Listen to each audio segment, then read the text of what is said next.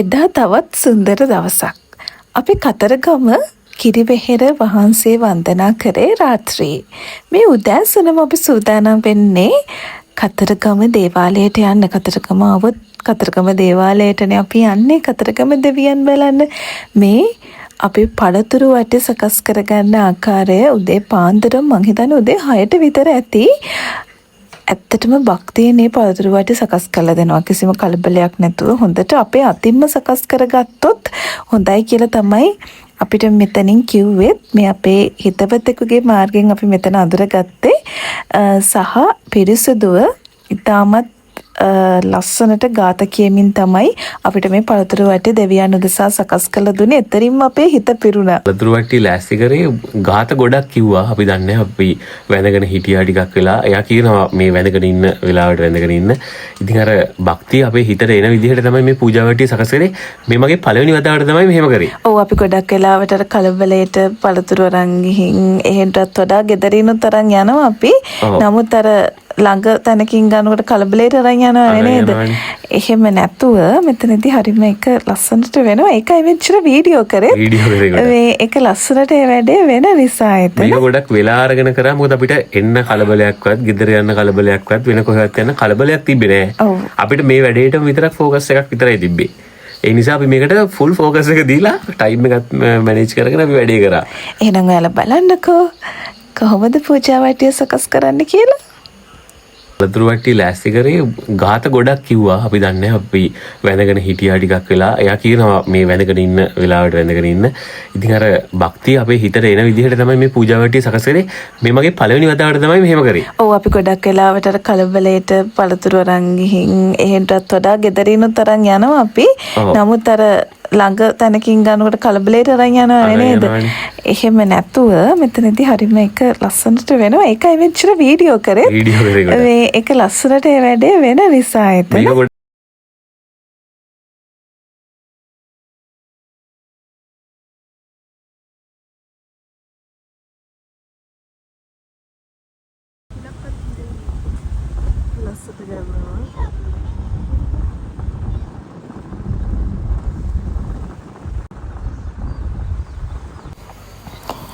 අපි කතරගම දේවාලයට පිවිසිලා අපේ වගේම මේ එතන බෝධීන් වහන්සේ එහා පැත්තේ ඇමදුවා නේද? ඊළඟට මේ අපි පූජාව මුලින්ම දෙවියන් පූජා කරන්න යනවා. ඊට පස්සේ අපි අර බෝධීන් වහන්සේ නම දිනවා.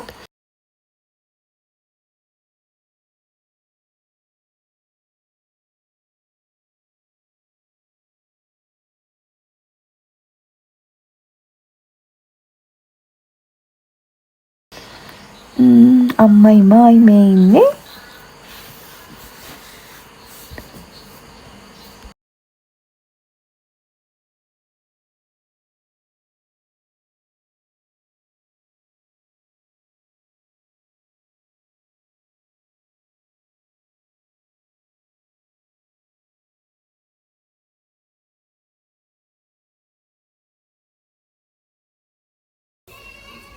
අපි දෙන්න පොල් ගහන්න යන්නේ.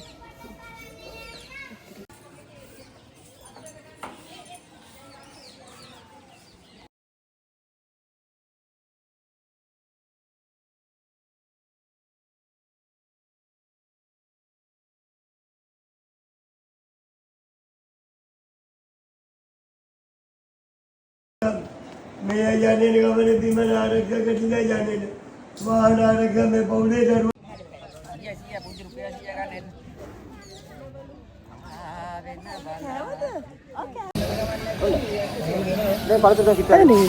අලියෙක් මේ ඉන්නේ කලික් අර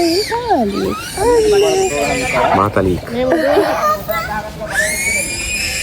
ඔයාලට මම දැන් පෙන්වන්න යන්නේ කහ පාට ඕලු මල්. මේ කතරගම දේවාලය ඉස්සරහා තියෙන මේ පොඩි විලේ තියෙනවා කහ පාට ඕලු මල්. අපි මම ඇත්තටම කහ පාට ඕලු මල් දැකලා තියෙන්නේ මෙතනින්. කතරගම දේවාලේ ඉදිරියට පිට. පෙන්නන්න අතන දේවාලේ. ඕලු මල් දෙකයි. කහ පාටද නෑනේ? කහ පාට නෑ ටිකක් තලලු පාට ඕලු මල්. මලට කහ පාට.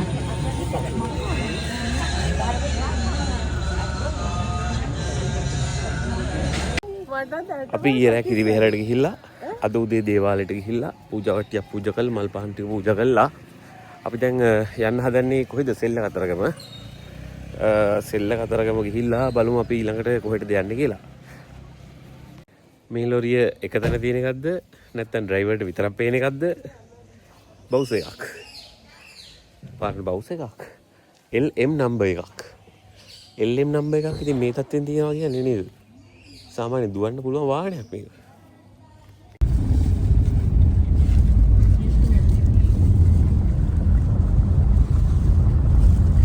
අපි දැන් මේ කතරගම දේවාලයෙන් නැවත පිටත් වෙලා අපි දැන් කොහෙද යන්නේ? අපි යන්නේ ෆේමස් තැන කැලේ දේවාලය. කැලේ දේවාලයට. මේ යනකොට අපිට පොඩි හම්බුනේ මියුසික් යාළුවෝ එකක් දානවා මුතු දානවා මියුසික් එක. ඒ කායිකේ දාලා තිබුණේ. මම ආසම දැනකට යන්නේ මම ආසයි එතන. මම දැන් කැලේ දේවාලය. ඉතින් ඔයාලට අතන ඉන්ට්‍රස් එකකින් ඇතුළු වෙලා කැලේ දේවාලයට යන්න පුළුවන්. හනුමන්තා දේවාලය. දේවාල ගොඩක් තියෙනවා මෙතන. බුදුහාමුදුරුවෝ පිළිරුව. ගම්බාර දේවතාවක්. කාලියම්මා දේවාලය. සිද්ධපත්තිනි දේවාලය. අපි ගම්බාර දේවාලයට ගිහිල්ලා යමු. ඉතින් අපි ගම්බාර දෙවියොත් වැඳ පුදාගෙන ආශිර්වාදයකුත් අරගෙන අපි ගලේ දේවාලයට යන්න හදන්නේ. එතකොට සූනියම් දෙවියන්ගේ බලගතුම චරිතය වෙන්නේ ඔඩ්ඩි රාක්ෂ කියන අවතාරය නේද? එතනම ගහලා තිබ්බා කපු මහත්තයාගෙන් ඒවම කිව්වේ ඔඩ්ඩි රාක්ෂ. ඉතින් මෙහෙම අපි ඉස්සරහට යනකොට පිළිරුවන් 3ක් තියෙනවා. ඒ වගේම මේ දේවාලයක් තියෙනවා තව. අපි බලමු මොකක්ද මේ දේවාලය කියලා. දැඩිමුණ්ඩ දේවාලය තියෙනවා. විෂ්ණු දේවාලය තියෙනවා. කඩවර දේවාලය. ඒ වගේම මේ අපිට පේන්නේ ප්‍රධාන ශිව දේවාලය. මෙතනින් ඇතුල් වෙන්න තියෙන්නේ. එතකොට ශිව දෙවියන්ගේ ප්‍රතිමා තියෙනවා ඇතුලේ. හරිම ලස්සනයි. ඊළඟට මේ පිට මෙතන පහන් වැට ඊළඟට තාම ප්‍රතිසංස්කරණ කටයුතු කරන ගමන් තියෙන්නේ නේ. මේකේ ලස්සනම තැන තමයි අර උඩින්ම තියෙන මේ ශිව දෙවියන්ගේ ප්‍රතිමාව. ප්‍රතිමාව තමයි ලොකුම එක. ගොඩක් අය අහලා තිබ්බා ඒ කොහෙද කියලා. ඔන්න ඔතන මෙතනින් ලක්ෂ්මී මෑණියන්ගේ දේවාලය. මෙන්න මෙතන උඩ පඩිපලේ නැග්ගා මේ තියෙන්නේ ශිව දෙවියන්ගේ ප්‍රතිමාව. හරිම අපූර්වට අඹලා තියෙනවා. ශිව දෙවියෝ තමයි එතකොට ඔව් මේ ගන්න දෙවියෝ. ඔව් ශිව දෙවියෝ මහා ශිව කියලා කියනවනේ නේ. ශිව දේවාලයට ගිහිල්ලා ආවා. ඉතින් මුතුල ඇතුලේ ශිව දේවාලය ඇතුලේ තමයි මෙතන ඉන්ට්‍රස් එක තියෙන්නේ. එතන පූජාවල් කරනවා. මෙතන තියෙනවා ගවයා. මනම් විෂ්ණු දේවාලය වඳිනවා.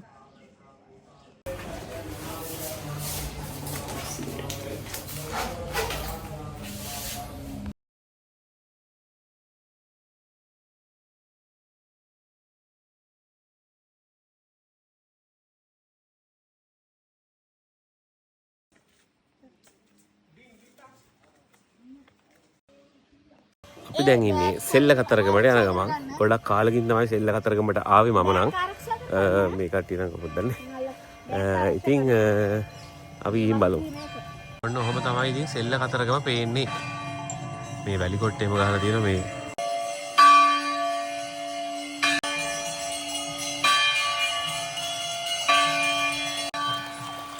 අම්මෝ.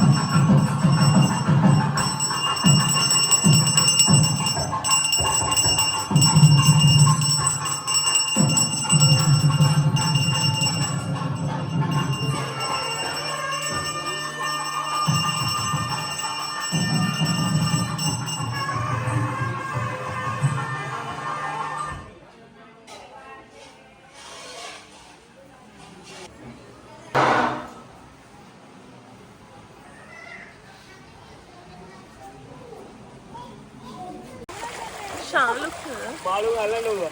ශාලුක බලන්න. ශාලුක.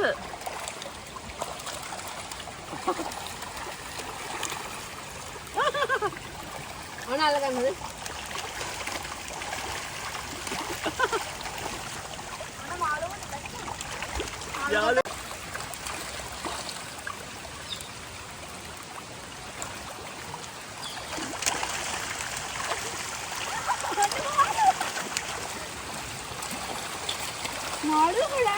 ඉන්නේ ශ්‍රී ලක්ෂ්මී දේවාලයේ කතරගම සෙල්ල කතරගම.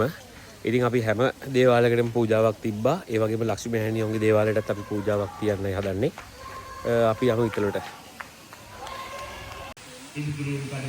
මේ වීදුරු ගන්නට යටුණානේ.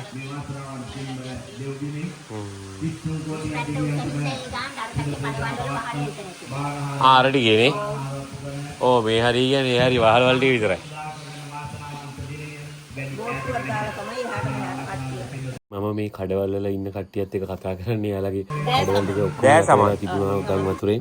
ඉතින් යාළා අපිට පෙන්නුවා මේ කොතනට යට වුණාද, එයාලා රිකවරි වුණේ කොහමද, ඒ දේවල් ඉතින් මම පොඩ්ඩක් ඉතින් කතා කළා. එයාලගෙන් මොන පහන් ඊට පස්සේ පහන් තිර අඳුන් කුරු මල් එහෙමත් අරගෙන අපි ඇතුළට ගියා. ඒ මල් විකුණන අම්මලා තාත්තලා නම් ඉතින් නේද මල් එකක් ගන්න ඕනේ අපි නේද? ඒගොල්ලන්ට උදව්වක් වෙන්න. ඊට එහා ගිහින් මේ ලක්ෂ්මී දේවාලය ඇතුළේ සමහර එතන පොඩ්ඩක් ඕවර් සෙලින් එකක් තියෙනවා. මෙතන මම හිතන්නේ බිස්නස් පර්පස් එකටම විතරයි මේක. වාලම්පූරි එකක් බලන්න ආවා. වාලම්පූරිය කිව්වම ඒකේ ඇත්තටම ගොඩක් විශේෂතා තියෙනවා. ඒක හාල් ඇතුළේ දැම්මම උඩට එනවනේ. එහෙම දේවල් අපි දන්නවනේ. අර ඉස්සර වාලම්පූරි විකුණපු හොරෙකුත් හිටියනේ.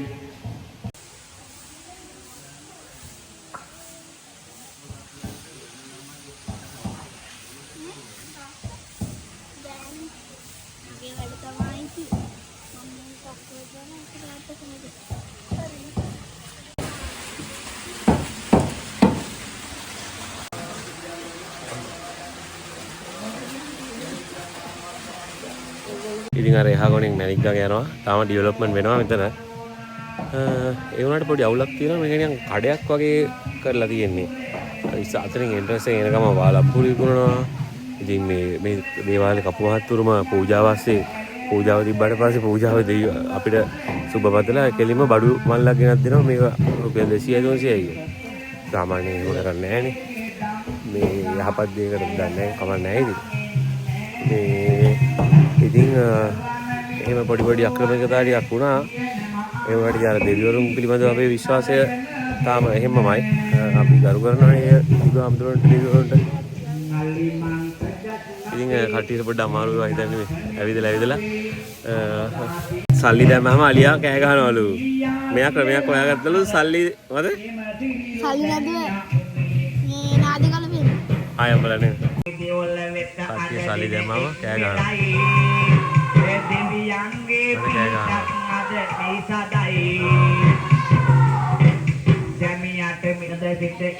අපේ ඔල්ලා සල්ලි නැතුව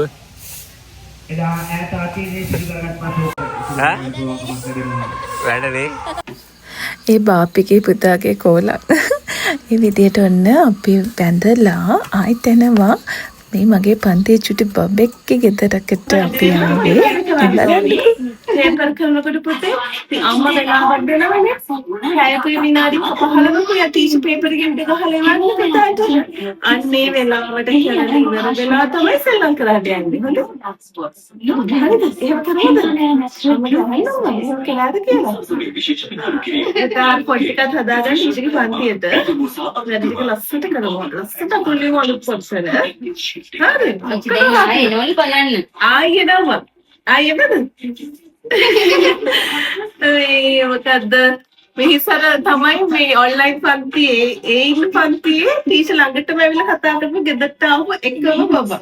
ඒ පන්තියේ ටීචර් ළඟට ආව මේ ඒක මිහිසර තමයි මුල්ම බබා අපේ.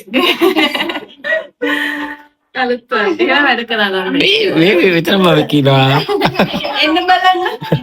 මෙතනත් බබෙක් ඉන්නවා.